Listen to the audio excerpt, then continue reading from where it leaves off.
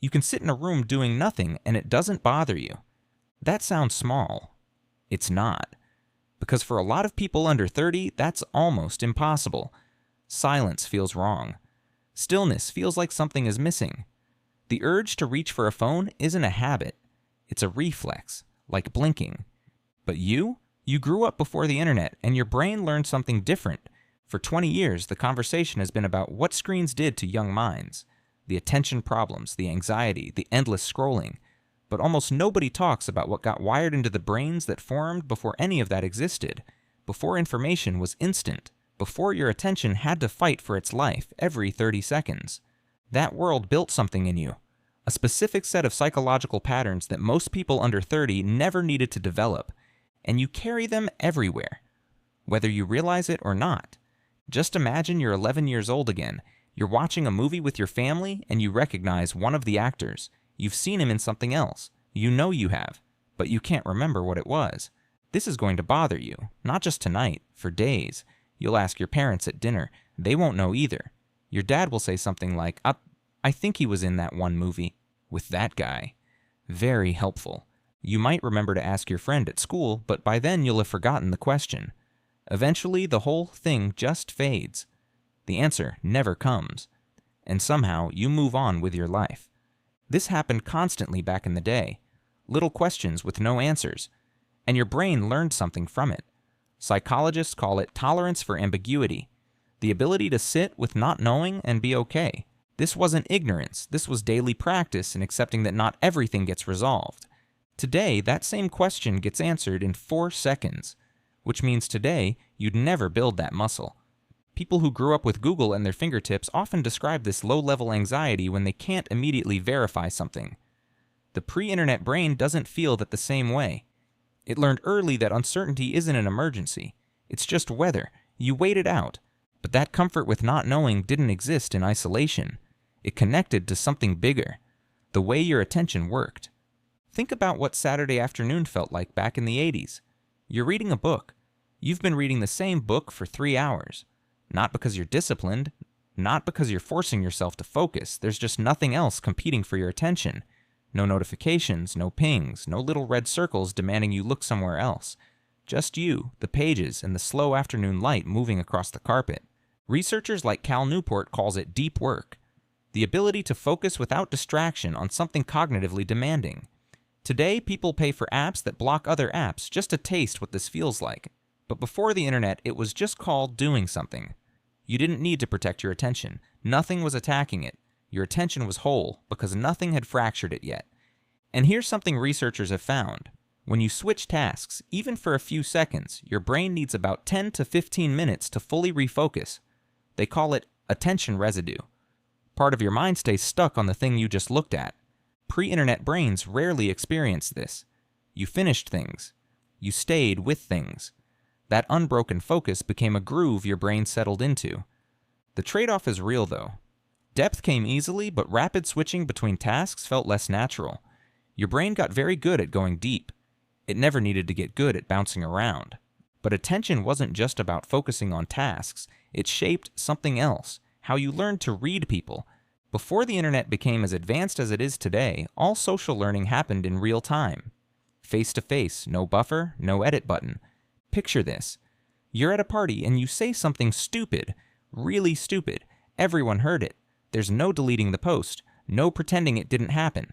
That moment now lives in the memory of everyone present, and you're going to see these people on Monday. You learn fast. You start watching faces before you speak. You notice when a joke is really funny and when it's not. You pick up on the tension in a room before anyone says a word, because the feedback is immediate, and you can't curate your way out of it. Researchers call this real-time social calibration. One study found that kids who spent just 5 days at a camp without screen time showed significant improvement in reading facial emotions. 5 days. That's how quickly it comes back when you practice it. Pre-internet kids practiced it constantly, by necessity. And here's the thing, you couldn't screenshot the argument to send to your friends later. You couldn't forward the rumor with 3 clicks. If you wanted to spread gossip, you had to commit. You had to look someone in the eye and say the words out loud. Turns out that's a surprisingly effective filter. This wasn't being bad at technology. This was fluency in a different language, The language of physical presence, of reading tone and posture and silence, a language that's harder to practice now. But social skills weren't the only thing that required patience. Patience was built into everything. When there was nothing to wait for, something else took over. Something modern childhood actively prevents. Boredom. I'm not talking about boredom as a brief pause between activities. I'm talking boredom as a state of being. A place you lived in sometimes, whether you wanted to or not. Summer afternoon, 3 p.m. You've done everything. Your friends are busy. You're lying on the floor staring at the ceiling, and the boredom feels almost physical, like an itch you can't scratch, like the air itself is too still. And then something shifts. Your mind, with nowhere else to go, starts wandering. You invent a game. You start writing something. You build a fort out of couch cushions for no reason. The boredom broke open, and something crawled out of it. Psychologist Sandy Mann found that people who completed boring tasks actually showed more creativity afterward. When the brain isn't being fed constant stimulation, it activates what's called the default mode network. That's where imagination lives, where ideas connect in strange ways. Today, boredom gets treated like a medical emergency. People are so high off their screen time, it's like a quick fix to a never-ending addiction. But back in the day, you sat with boredom like it was a weird, uncomfortable friend. Turns out, that friend knew some interesting things.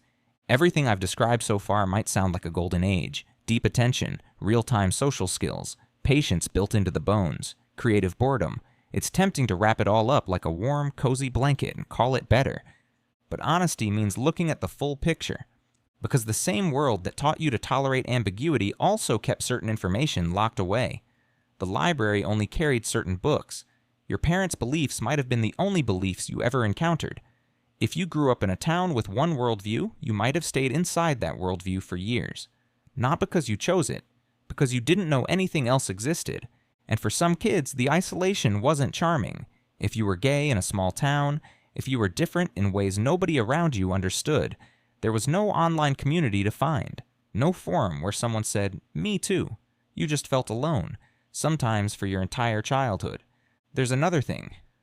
We talk about mistakes not being recorded like it was a gift, and sometimes it was. But sometimes the lack of receipts meant harm could be denied. Patterns stayed hidden. Accountability got dodged. The people who should have been caught weren't. This isn't about declaring a winner. The pre-internet world wasn't better. It wasn't worse. It was different. And you carry both the gifts and the gaps. But here's the thing. These patterns didn't vanish when the internet arrived. They just started showing up in new ways. Oh, and one last thing. I'm genuinely curious about something. What's one thing about life before the internet that you didn't realize was unusual until you tried to explain it to someone younger?